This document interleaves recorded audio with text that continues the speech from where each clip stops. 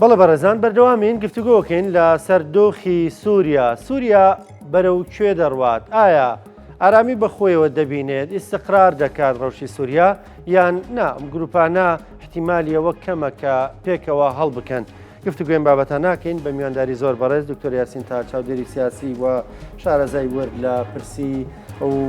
گروپە چەکداریانە. دکتۆر سڵاو لێبێ بە خێراتی. سڵاو لە تۆ، سڵاو لە بینێرانی بەرنامە. زۆر بەخێر بیت. دکتۆر بە بڕوای تۆ دۆخی سووریایی دوای ئەسەدەوەی کە ئێستا دەیبینین لە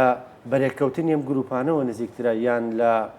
جۆرێک لە ئیستقراری و حکوومەتێکی مەدەنی لە سووریا؟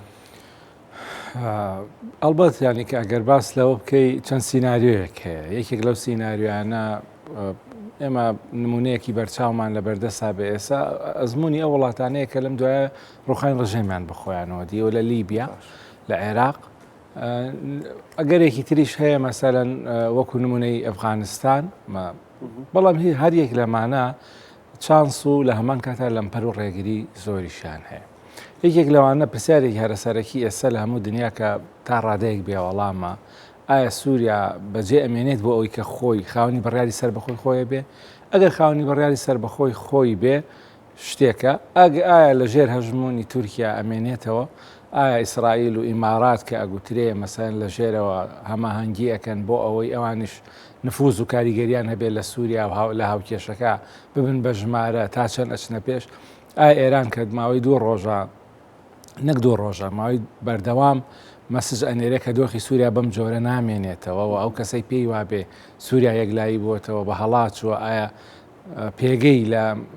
هاوکێشەی داهاتووی سووریا چیە بێ؟ هەموو ئەمانە ئەگەرن و وەڵامدانەوەی ئەم پرسیارانە قورسن واتە ئەم پرسیارانە وەڵام نەدرێتەوە، ناتوانرێ ئێستا بوترێ سووریا چی بەسەردێ. ئەوەی کە ئێستا لە سووریا هەیە تەقریبەن ئەتوانی ناوینەی مانگی هەنگوینی خەڵک جۆرێک لە شاگەشکە بوون بە کەوتنی ئەسەد و وێنەی گرتوخانەکان و وێنەی ئاهەنگەکان و وێنەی خۆشحاڵیەکان و وێنەی هەڵدانەوەی تاوانەکانی ڕژێم و وێنەی ئەو گفتانەی کە دەستەی تەحریری شام ئەوەی کە بە کوردی نامنراوە هەتەشە، ئەوانەی ئەو گفتانی کە ئیدەن لە پێشەوەی مانشێتی هەواڵەکان. بەڵام ڕۆژ بە ڕۆژ ئێستا لە ناو سووریا ئاماژەی نوێ دەرەکەون. یەکێک لەوانە مەسەلەن دوێنێ دەستکراوە بە تیرۆرکردنی دادوەرەکانی سەردەمی بەعس ئەسەد. بۆ نمونە ئەم بەیانیە میدیاکان ئەویان گواستۆتەوە کە سەرەکانی نانەوە درێژتر بوون و قەبارەی نان بچووکتر بۆتەوە، ینی تەنگەژەی ئابووری لە پێشە و زۆرشت هەیە لە بەردەمی ئیدارەی نوێ کە ئەبێ ڕوبەڕوویان بێتەوە. تا ئێستا هەر لە قۆناغی پەمەی و ئەوی بە عەرەبی و تێوەردیە بەڵێ هێشتا نەچوونەتە سەر دۆخێت. دکتۆر باسی ئەو وڵاتانەت کرد کە لەم جۆرە ڕووداوانیان بەسەرداتوە کە نایبنین بە شۆڕش. سووریا لە کامیانەوە نزیکە؟ لە ئەفغانستانەوە نزیکترە بەو پێیک لەوێش تالیبان حکومی ئەفغانستانی گرتە دەست و ئەمریکا چاوپۆشی لێ کرد و لیبیا بە هەمان شێوە، یان نا سووریا نمونەیەکی جیاواز دەبێت؟ خاڵی لێکچوون هەیە لە نێوان ئەفغانستان و سووریا، بەڵام لە هەمان کاتا لەمپەریش هەیە. یەکێک لەو خاڵانە ئەوەیە کە جۆلانی کە ئێستا وازی لە جیهادی جیهانی هێناوە لە بەرەی نوسڕا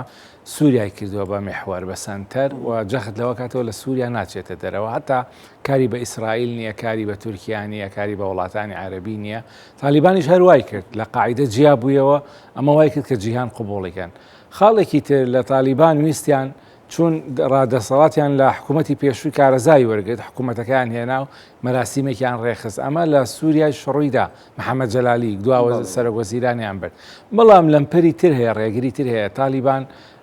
سیستمێکی خێڵایەتیە، هۆزایەتیە لە ئەفغانستان. لەمەش گرنگتر جیۆپۆڵیتیک هەڵکەوتەی جوگرافی ئەفغانستان جیاوازە لە سووریا. ئەفغانستان دراوسەی ئیسرائیل نییە، دراوسەی مسر نییە، لەسەر دەریای ناوەڕاست نییە، لە ناوجەرگەی ململانەکانە نییە. خەڵک ینی هەموو دنیا زۆر چاویان لەسەر ئەفغانستان نییە. پەراوێزە و مەترسی لەسەر دروست ناکە. هەموو هاوکێشە نێودەوڵەتی و هەرێمایەتیەکان تقریبن لە دنیا ئێستا لە ڕۆژهەڵاتی ناوەڕاستە تێکەگیرێن و بەریەکەوتن و خاڵی تەماسیانە. ئەمە واکە کە وڵاتان لێ نەگەڕێن سووریا وەکو ئەفغانستان بەتەنها بۆ تالیبان بێ. بڵێ ئێستا بەڕواڵەت دەستەی تەحریری شام کۆنتترۆلی شتەکانی کردو، بەڵام ئەگە سەی سیڤی وەزیرەکان بکەی بەشی هەرە زۆر زۆران لە ئیدلیبەوە هاتوون ومار حکوومەتەکەی ئیدلی بەچووەوە دیمەشق لە مەرحەلەی داهاتووە ئێمە دەرعامان هەیە بەرەی باشوور گروپەکانی باشوور هەن مەدەنیەتیش دیمەشق هەیە لەولاوە لە ساڵ 35 بۆ 40 خاکەکەی بەدەست هێزەکانی سووریای کوردەکان هێزەکانی سووریای دیموکراتەوەیە ئیسرائیل بەردەوام پێشەڕەویەکە و خاڵی نوێ لە سووریادا ئەمەزرێنێ ئیماراتیەکان لە پارێز و لە کەمینان مصر تا ئێستا دردۆنگە لە دۆخی سووریا و تا ئەم دەقی قسەی تیاکەن ڕێگەی نەداوە ئاڵای نوێی سووریا هیچ شۆڕشی سووریا لە باڵێزخانەی سووریا لە قاهیرە هەڵ بکرێت و هەر کەسێکیش ئاهەنگی گێڕاوە بۆ کەوتنی ئەسەد هەنێکیان لە بیدایەتە دەستگیر کران هەموو ئەمانە بەکیت کاریگەریانەوە بەڵام نمونەیەکە باسەکرێن نمونەی لیبیا هەندێک هەر شارێک گروپێک بەڕێوەی بەیانی ئێستا چەند جەمسەرێکی هێز هەیە لە لیبیا لە ناو چوارچێوەی دەوڵەتێکی مرکزیە نمونەیەک ئەمە نمونەیەکی تر هەیە نمونەی عێراقا حکوومەتێکی مەدەنی لاواز دروست بکرێت لە دیمەشق بەڵام هێزی چەکدار هەژمونی بەسەریا هەبێ وەکو نمونەی هێزەکانی حەشدی شعبی بەڵام لە سووریا حەشدەکە سونیە بێیانی ئەو گروپە سونیانە ئەوانەی نزیکن لە تورکیا ئەو گروپە ئیسلامیانەشی کە هەندێکشان لە باشوورن لە بەری باشوورن لە شای دەرعا و دەوروبەری ئەو گروپانە هەژمونیان بەسەر حکوومەتە هەبێ نمونەیەەکە بەڵام ئەوەی کرد تا ئێستا جۆلانی تەرحی کردو وەکو خەون ئەوەیە ئەم گروپانە هەمویان بتوێنرێنەوە لە بۆتەی وەزارەتی بەرگریە بەڵام تا ئێستا ناڕۆنیش لەمە هەیە ئەتوانێ ئەمە بکات دکتۆر سیکە ئەمە دووپر ئەمە ناونیشانێکی لاستیکیە ئەگەر وەکو ئەوەی عێراق بێ لە 2023 خۆ وەزارەتی ناوخۆ هێزەکانی بەدرەکە ئەو کاتە لەگەڵ هێزی پێشمەرگە دوو هێزی بەهێزی سەربازی بوون چووە ناو وەزارەتی ناوخۆ بەڵام وەکو کوتلەیەکی یەکگرتو چوون و لێ کۆنتڕۆی لە ساحەفتای وەزارەتی ناوخۆیان کرد مەسەرەن خۆ هێزەکانی پۆلیسی فیدراڵی بەشی زۆری لە هێزەشیەک ئەگەر ئەم گروپ و پێکاتانە هەر بە ناونیشانی خۆیان بچە ناو وەزارەتی ناوخۆ ئەمە هیچ ناگۆڕێت تەنها ناو گۆڕاوە یعنی ناوڕۆک ناگۆڕێ یعنی گروپەکان ماون لە بەڵکو شەرعێتێکی دەوڵەتی ژوەرەگرن ناونیشانێکی دەوڵەتیانە یعنی فەرمیانە وەرەگرن بۆ جێبەجێکردنی ئەجێندای خوان بەڵام ئەگەر هەڵوەشێنرێنەوە و بەناو نەوێ ئێستا خۆ ئێمە کاڵێن هێزەکانی حەشدی شعبی هەر لیوایەک بە ڕەخەم سەر بە گروپێکی سیاسیە بەڕواڵەت یەک دەستەی ئینمان هەیە بەڵام لە ناوڕۆکان نەخێر ئەوە عسای بە ئەوە بەدرە ئەوە حیزبەڵڵا بەڵێ لە ناو سووریاش ئەگەر ئەم گروپانە بە عینوانی خۆیان بچن ناو وەزارەتی دیفاع جیایە ئەگەر هەر حەل بن و تاکتاکەکانیان وەکو تاک وەکو سەرباز بچنجە ئەم وەڵامە تا ئێستا نییە وەکو ناونیشان ئەڵێ گروپەکان ڕێککەوتون پشتە ناو وەزارەتی بەرگریەوە بەڵام ناوتریا میکانیزمەکە چۆن هەتا میکانیزمەکە دەرنەکە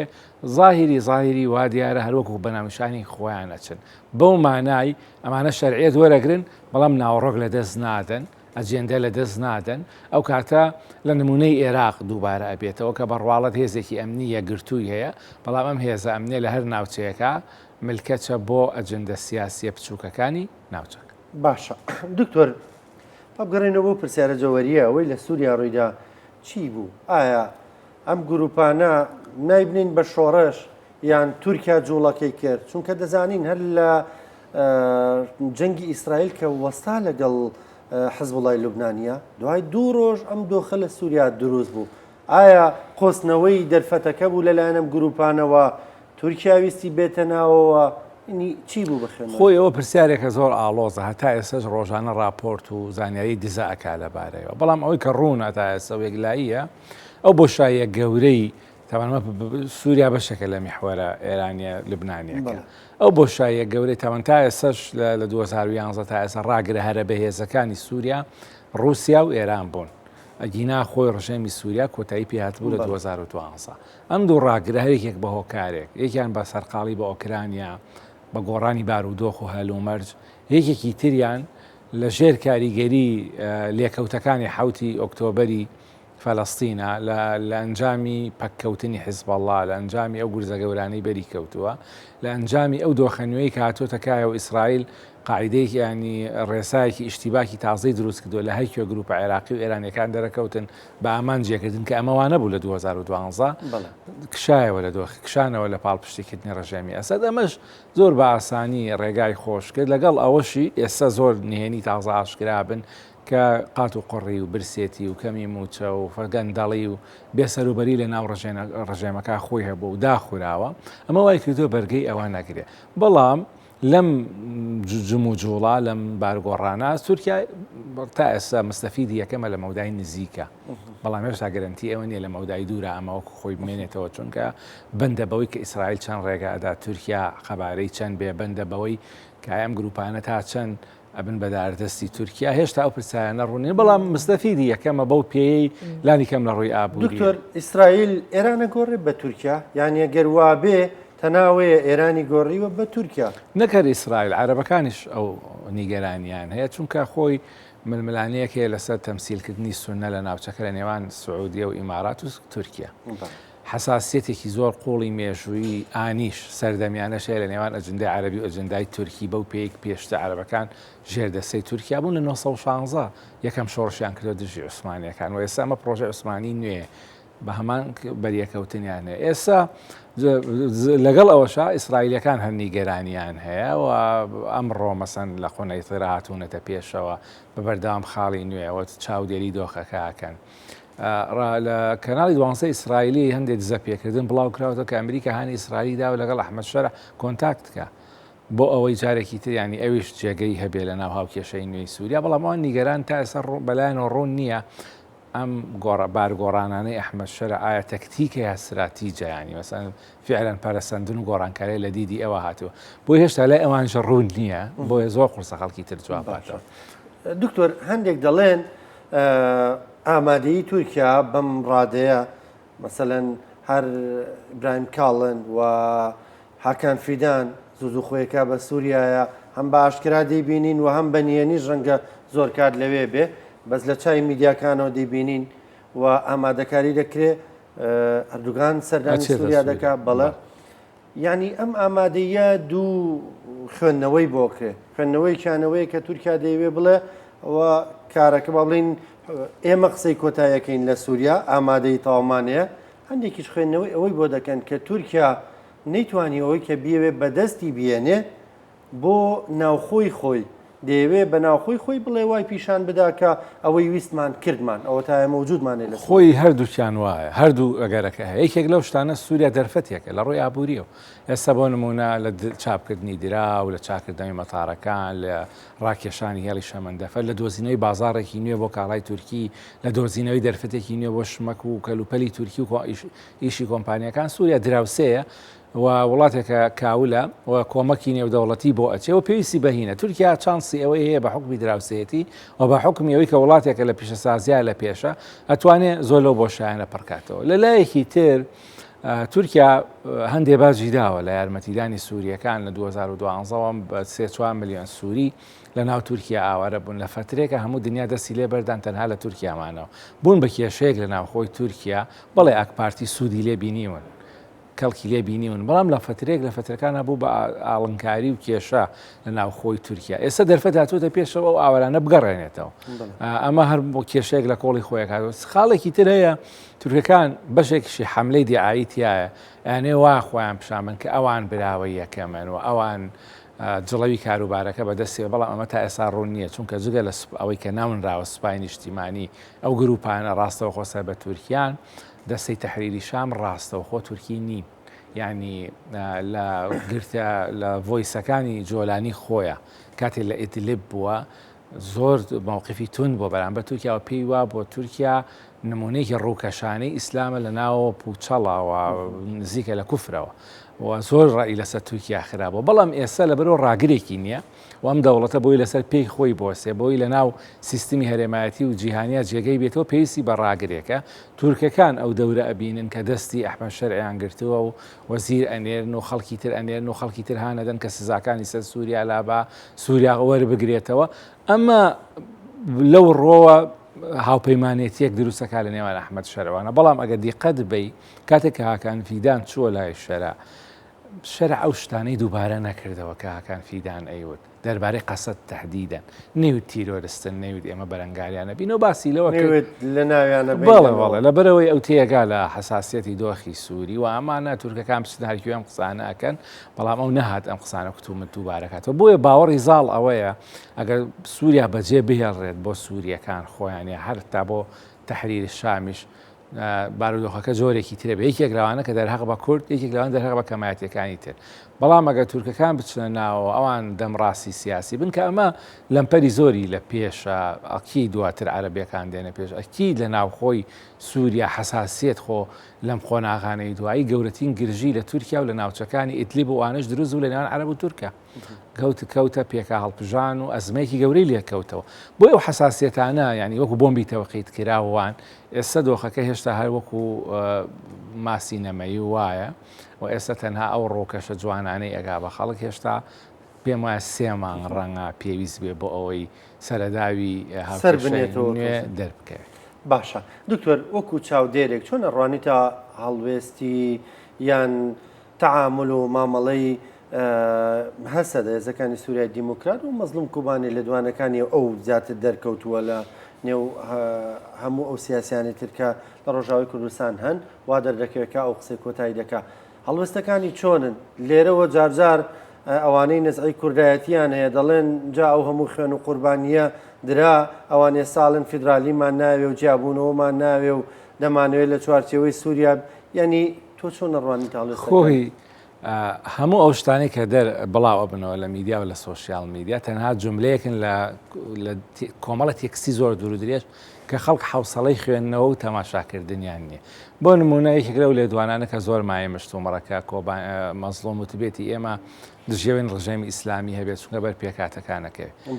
ئەمە بەڵێ وای وتووە بەڵام ئەمە لە چوارچێوەی مقابلێکی دوور و درێژە کە باس لەوە کە ئەگەر حکمی دیمەشق بکرێ بە ئیسلامی ئەو کاتە خۆ لە سووریا دروست هەن مەسیحی هەن ئێزدی هەن خەڵکی ئەلمانیش هەن ینی دیمەشق شارێکە تۆسەیکە ینی فیلمە سووریەکان نمونەی ینی شتێک لەگەڵ میسرەکان ڕکابەریەکەن لە کرانەوە و لە ئەلمانیەکی کرا ئەمە وەکو فاکت ڕاستە ئەم قسەیە هەر کەسێک هەموو کەسی ئەم قسەیەکە حتا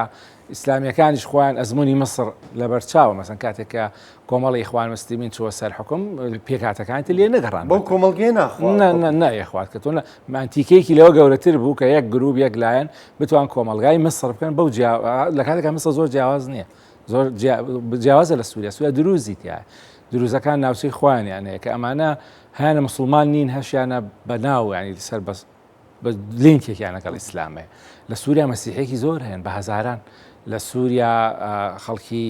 چەپ هەن لە سووریا خەڵکی لادین هەن خەڵکی ئەلمانی هەن وەکو فاکت ڕاست بەڵام ئەوەی کە بۆ لە ڕۆژئاوا داوای فیدراڵیەت ناکرێت شتێکی ڕەنگە خەڵک زۆر ئەوە لە بەرچاو نەگە ئێمە جوگرافیایەکی یەکگرتووی کوردیمان نییە لە سووریا ئەو شتێک کە ناوی ڕۆژئاوایە لە دوای 2011 و 2012 دروست کرا لە ژێر بارودۆخێکی تایبەتە ئەگینا تۆ بە ناوچەیەکی کوردیا ناتوانانی پەیوەندی بە ناوچەیەکی تری کوردیەوە بکەی لە نێوانەکە کورد هەن لە سووریا زۆرن بەڵام کوردستانمان نییە بە ومانای کە لە عێراق هەمانە تا تۆ داواکەین بە باشووری کوردستان ئێمە ئەو شتێکی گریمانەیە ئێمە ناومان ناوە باشووری ینی ڕۆژئاوای کوردستان یا کوردستانی سووریا کوردستانی سووریا بریتێ لە کۆمەڵی ناوچەی پەرتەوازە کورد لە دیمەشقیش زۆرن لە حەلەبیشان لە هەموو جێگایکی سووریا هەن خۆ مەولانە خالدی نەخشبەندی لە دیمەشقا خۆ سەلاحەدینی ئەیوبی لە دیمەشقا خۆ حەیل ئەکرا لە چیای قاسیونە خۆ لە ناو حەلەبا منتیقەی کوردی هەیە بەڵێ لە سەرتاسەری جوگرافیای سووری شوێنە گرنگەکانە کورد هەن بەڵام شتێکمان نیە ناوی کوردستانی سووریا بێ بەمانە جوگرافیەکەی وەکو ئێرە تۆ چەند شارێکی کوردی پێکەوە بەسراوتەوە سەیکە ئەفرین لەکوێیە قامیشلۆ لەکوێیە حەسەکە لەکوێ بۆیە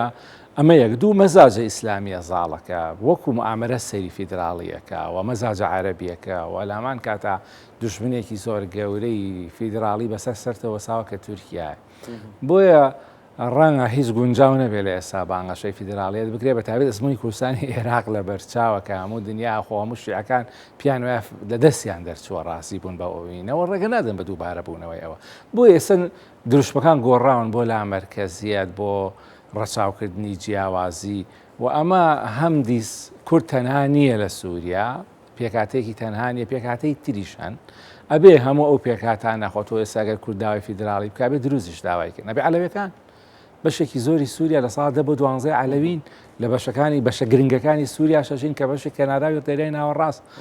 چارەنووسی ئەوان چێ بۆیە بە تەنها کورد ناتوانێت داوای فیدراڵێت داواکارەکە نامەنتەقیە لەوە فیدراڵێتیش جگە لە عێراق کە حاڵەتێکی سەیر و نامۆیە بە تەنها پێکاتێ دروست نابێت فیدراڵێت ئەبێت تۆ 3-4 هەرێمت هەبێ و حکوومەتێکی ئیتیحادی فیدراڵێت بە دوو پێکاتە دروست نابێ ینی بە چەند پێکاتەیەک دروستە بێت بۆیە باشترین دروشم لە سووریا ڕەنگە دروشمی لا مەرکەزیت بێ لەگەڵ ئەوەی کە دەستورەکە چۆنە نووسرێتەوە چۆن پێناسەی پێکاتەکانەکری ئەوانە شەمووی ئاڵۆزی و ئاڵنگاریگین بەڵام یەک شت هەیە کوردستانی ڕۆژاوای کوردستان بە کوردستانی عێراق ناپێورێ چونکە کاتێکە یەک شتمان هەیە عێراق ڕوخێنرا ئەمریکیەکان ڕوخاندیان بە ئارزوی خواندیان ڕشتەوە بەس دیمەشق تورکیا ڕوخاندوێتی تحریری شام ڕوخاندویانە تۆ نازت نییە تۆ بەشدار نەبووی لە ڕوخانی دیمەشقا بالعکس تا ئەو ڕۆژەی دیمەشق ڕووخاوە پەیکەری حافڵ ئەسەد لە حەسەکە بووە کۆنتاک لە نێوان قەسەد و ڕژەمی ئەسەدا هەبووە بۆیە تۆ بە جۆرەکان کوردەکانی ئەوێت تۆمەتباریشن لە هەمان کاتدا خاوەنی فەزڵی یەکەم نین لە ڕوخانی ئەسەد و ئەوان نەچوونەتە ناو دیمەشقەوە و تۆ ئەمریکات نییە لەوێ دیفاع لێ بکە بەعکسەوە کورد لەوێ تورکیایەیە کە بە هەموو جۆرێک نایڵێەوە بەڵێ عەرەبەکانی تریش هەر مەسەلەن حەزیان بەوە نییە بە زاجی عامی عەرەبی حەزی بە جیابوونەوەی کورد نییە ئەگەر لە بابی دوژمنایەتیش نەبێت لە بابی ئەوەی کە ئەمە بەشێکە پارچەیەکە لە جەستەی نیشتیمانی عەرەبیە بێتەوە بۆی قورسە لێ ناتوان ڕێداوای فیدراڵێ بکرێەوە شتێکی ناوە کورد دەتوانێت یەک دەنگ بێ لەوێنە هەوڵەیە لەگەڵ ئەنە کەسە کۆبوونەتەوە یانیم هەوڵانە پێ دوایە سەرەگرن یان واللهی ئەنە کەسە بڕیاری لە شێڕانکۆ زۆر درەنگە ینی بۆ نمونە دەرفەت زۆر لە کیسووە حەساسیەتەکان زۆرن بەریەکەوتنەکان زۆرن ڕووداوەکان خێران ئێستا مەسەلەن چەند کات پێویستە بۆ یەکدەنگێکی کوردی دروست بێ و ئەمە